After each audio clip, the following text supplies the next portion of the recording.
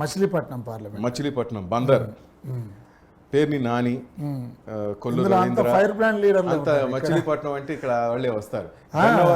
Gannavaram, Gudivada, Machilipatnam Telugu Desam party, Gudivada sir, Gudivada Kodali Nani తానే అంటున్నారు sir. మీరేమో తెలుగుదేశం పార్టీకి విజయ అవకాశాలు అంటున్నారు, పెడన తెలుగుదేశం పార్టీ అంటున్నారు, అవనిగడ్డ తెలుగుదేశం పార్టీ అంటున్నారు, పెనమలూరు తెలుగుదేశం పార్టీ అంటున్నారు, పామర్రు ఒకటి టఫ్ ఫైట్. అవునండి, పామర్రులో ఏంటంటే వర్ల రామయ్య గారు, వర్ల రామయ్య కుమారుడు వర్ల కుమార్ రాజాకి ఇచ్చారు, పోటీ చేస్తున్నారు.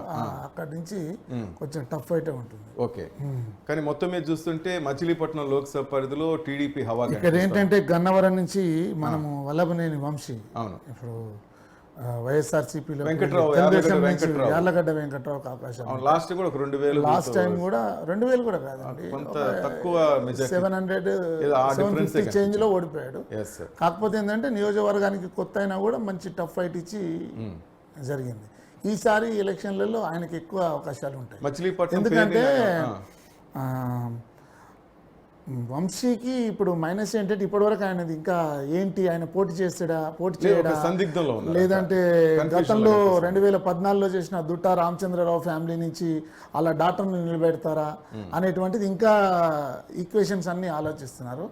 సో వంశీ గ్రాఫ్ ఆ విధంగా అంటే కొంచెం మైనస్ అయింది ఇక్కడ. ప్లస్ ఇంకోటి ఏంటంటే ఈ ఎస్పెషల్గా ఈ మనం మచిలీపట్నం పార్లమెంట్లో చూస్తే గన్నవరము ఈయన చంద్రబాబు నాయుడు వైఫ్ మీద అభ్యంతరకర వ్యాఖ్యలు చేసేటువంటి సబ్జెక్టు అక్కడ కొంచెం బలంగా ఉంది. గన్నవరంలో కూడా సామాజిక వర్గం ఓట్లు కూడా ఎక్కువగా ఉన్నాయి కాబట్టి కమ్మ సామాజిక వర్గం అంతా కూడా ఏకమై టీడీపీకి ఓట్లేసే అవకాశం ఉంటుంది. అక్కడ మంచి సమన్వయంతో ఉంది పార్టీ కూడా. అక్కడ రమేష్ బాబు అని సమన్వయకర్తున్నారు, ఆయన ప్లస్ యార్లగడ్డ వెంకట్రావు. అర్జునుడు చనిపోయిన తర్వాత కొంత డిస్టర్బెన్స్ అనుకున్నారు. అంటే బచ్చులో అర్జునుడు ఏంటంటే అప్పుడు టెంపరీగా అకామిడేట్ చేశారు ఇన్ఛార్జ్ గా, ఎందుకంటే ఆయన పర్మనెంట్ అంటే ఆయన అప్పటికి పార్టీ ఆయన అంటే ఆయన పూర్తి స్థాయి బాధ్యతలు ఏమి స్వీకరించలేదు.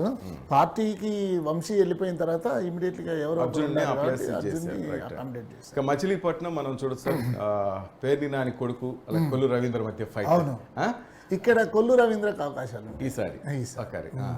అంటే ఇక్కడ మేజర్గా మీరు బాగా అబ్జర్వ్ చేయండి, మచిలీపట్నం కాన్స్టిట్యున్సీలో ఈ గన్నవరంలో కావచ్చు, గుడివాడలో కావచ్చు, మచిలీపట్నంలో కావచ్చు, ఇక్కడ ఏంటంటే వీళ్ళ ముగ్గురు ఒక వైఎస్ఆర్సీపీకి అంటే మేమే పట్టాపుచ్చుకున్నట్టుగా ఎదుటోళ్ళ మీద దండయాత్ర మొదలుపెట్టినలో ఈ ముగ్గురు ప్రధానమైనటువంటి పాత్ర. సో వీళ్ళ ముగ్గురిని ఓడగొట్టడానికి తెలుగుదేశం పార్టీ కూడా అంతే స్థాయిలో పనిచేస్తుంది, గట్టిగా ఫైట్ చేస్తుంది. ఎందుకంటే గుడివాడలో అప్పటి వరకు నాయకత్వాలను అందరిని ఒప్పించి వెనుగండ్ల రామును క్యాండిడేట్గా ఒక ఎన్ఆర్ఐని తీసుకొచ్చారు. సో ఇక్కడ అవకాశాలు కూడా తెలుగుదేశం పార్టీ వైపు ఉంటాయి. ఎందుకంటే గుడివాడ నుంచి వైఎస్ఆర్సీపీ అభ్యర్థిగా ఉన్నటువంటి కొడాలి నాని కూడా చాలా మైనస్ అయింది. అంటే ఎప్పుడు ఇదేనా అంటే అలాంటి యాక్టివిటీస్ ప్రజల్లో కూడా ఒక నెగిటివ్ ఇంపాక్ట్ చూపిస్తాయి కదా ప్రజలు. ఆ విధంగా ఈ మచిలీపట్నంలో కూడా పేరుని నాని కూడా అంతే, నాని ఆ నాని అందరూ కూడా బాగా అగ్రెసివ్ గా ఉన్నారు అనేటువంటిది వచ్చింది. రైట్, మొత్తం మీద మచిలీపట్నం లోక్సభ పరిధిలో బాలశౌరికి ఇవ్వబోతారా సార్? అది బాలశౌరికి రావచ్చు పొత్తులో భాగంగా. యాక్చువల్గా ఈ సీట్ను వైఎస్ఆర్సీపీ నుంచి పేరుని నాని కూడా ఎక్స్పెక్ట్ చేస్తున్నారు, కానీ ఆయనకు కొడుకు ఇచ్చారు కాబట్టి పార్లమెంట్ అవకాశం లేదు. అక్కడ ఎవరి నుంచి బాలశౌరే క్యాండిడేట్ అయ్యే అవకాశం. రైట్, మొత్తం మీద ఊహించిన విధంగా గుడివాడ మెయిన్ మచిలీపట్నం లోక్సభ అంటే మచిలీపట్నం పేర్ని నాని, గుడివాడ కొడాలి నాని, వీళ్ళిద్దరు విన్నింగ్ అవుతారా లేదా అనేది జనం అంతా చూస్తుంటారు. కానీ ప్రజలు అక్కడ ఆయనకి వాళ్ళిద్దరికి యాంటీగా ఉన్నట్టు తెలుస్తుంది ఈ సర్వేలో. ఇక్కడ కూడా తెలుగుదేశం పార్టీ అభ్యర్థులు గెలిచే అవకాశం కనిపిస్తుంది. దాదాపు మచిలీపట్నం లోక్సభ పరిధిలో 1, 2, 3, 4, 5, 6 స్థానాల్లో తెలుగుదేశం పార్టీ అభ్యర్థులు విజయావకాశాలు మెరుగ్గా ఉన్నాయి. ఒక పామరులో మాత్రం టఫ్ ఫైట్ కనిపిస్తోంది. గన్నవరం, మచిలీపట్నం, గుడివాడ, పెడన, అవనిగడ్డ, పెనమలూరులో తెలుగుదేశం పార్టీ అభ్యర్థులదే విజయావకాశం.